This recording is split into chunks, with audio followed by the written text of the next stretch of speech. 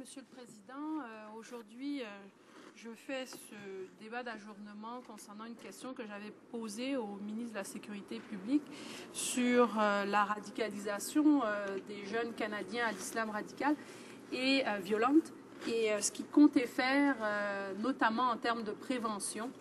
Et je lui avais justement demandé qu'il serait très important qu'il alloue un budget bien spécifique pour pallier à ce phénomène-là qui prend de plus en plus, qui est de plus en plus révélé dans notre société. Selon un rapport du ministère de la Sécurité publique qui date de 2014, donc qui est très récent, le gouvernement savait qu'il y avait plus de 130 personnes ayant des liens avec le Canada et qui se trouvaient à l'étranger et qui étaient soupçonnées d'activités liées à du terrorisme. La Syrie est malheureusement la principale destination des voyageurs extrémistes, comme on les appelle, et on répertoire autour de plus de 6 000 de ces personnes-là en Syrie, dont près de 30 personnes seraient du Canada. C'était des chiffres assez conservateurs. Mais on en trouve aussi en Irak, en Somalie, en Algérie, particulièrement aussi en Irak. Le gouvernement saurait qu'il y aurait environ 93 personnes qui seraient revenues au Canada après avoir voyagé à l'étranger pour différentes raisons liées au terrorisme. Donc, c'est une situation très préoccupante. On a vu le gouvernement déposer un projet de loi sur le terrorisme. On a vu aussi des politiques et des projets de loi sur la double citoyenneté. Moi, je voudrais vous parler d'un jeune avec qui j'ai parlé avec la mère. J'ai eu plusieurs conversations avec elle et que je compte en avoir d'autres.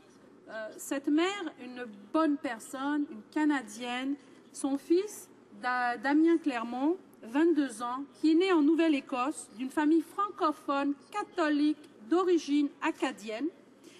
Sa famille a déménagé à Calgary quand il avait 7 ans. Il avait des problèmes d'anxiété, d'identité. Et il s'est converti à l'islam. Il s'est converti à l'islam. Au début, c'était une conversion normale. Il se sentait très bien dans ça. Et par après, il s'est radicalisé. Il est parti en Syrie et il serait mort à Alep dans des combats. Ce jeune, c'est un exemple, c'est une tragédie, c'est un exemple de ce que l'on voit de plus en plus. Je pourrais vous parler des frères Gordon, je pourrais vous parler de plusieurs jeunes. Et ce qui est tragique, c'est que les lois qui sont déposées actuellement ne serviront à rien pour changer cette situation. Damien Clermont, c'est un Acadien, il n'a même pas la double citoyenneté. Ça ne change rien à la vie de sa mère qu'on dépose ce genre de projet de loi. Ce que les victimes veulent, ce que les familles de ces jeunes-là veulent, c'est des programmes de prévention. Cette femme se bat justement pour que l'on puisse avoir des programmes pour aider d'autres familles, pour aider d'autres jeunes. Et c'est ça que je demande au gouvernement, un programme avec un budget alloué pour faire de la prévention auprès des familles et auprès des jeunes. Merci, Monsieur le Président. L'honorable secrétaire parlementaire du ministre de la Sécurité publique. Merci, Monsieur le Président. Et je remercie la députée d'Annecy car elle me donne l'occasion de souligner l'engagement du gouvernement conservateur dans la lutte au terrorisme. Nous constatons que la lutte au terrorisme est très bien présentée dans le rapport auquel a fait référence la députée. En fait, nous avons pris des mesures énergiques pour lutter contre la radicalisation. C'est l'un des piliers de notre stratégie de lutte au terrorisme.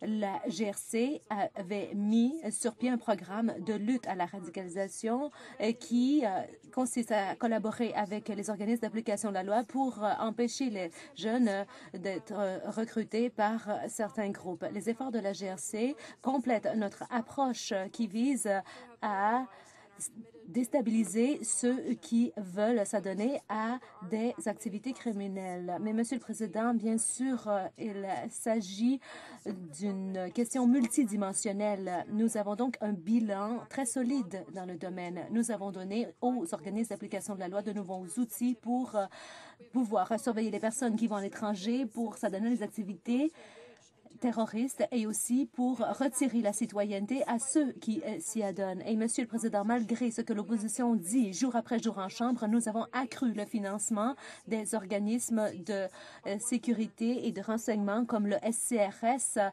du tiers depuis que nous sommes entrés au pouvoir. Mais malheureusement, Monsieur le Président, l'opposition n'a pas appuyé les mesures que nous avons adoptées. Plus récemment, nous avons déposé de nouvelles mesures pour mieux lutter contre les menaces au Canada.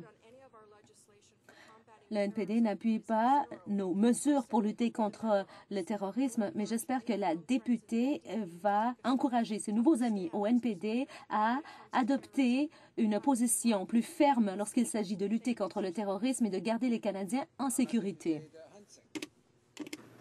Monsieur le Président, après l'attentat qu'on a eu au Parlement et après les actes qui ont été posés à Saint-Jean-sur-Richelieu où 2 militaires ont perdu la vie, la GRC a clairement dit qu'elle avait besoin de ressources pour faire son travail.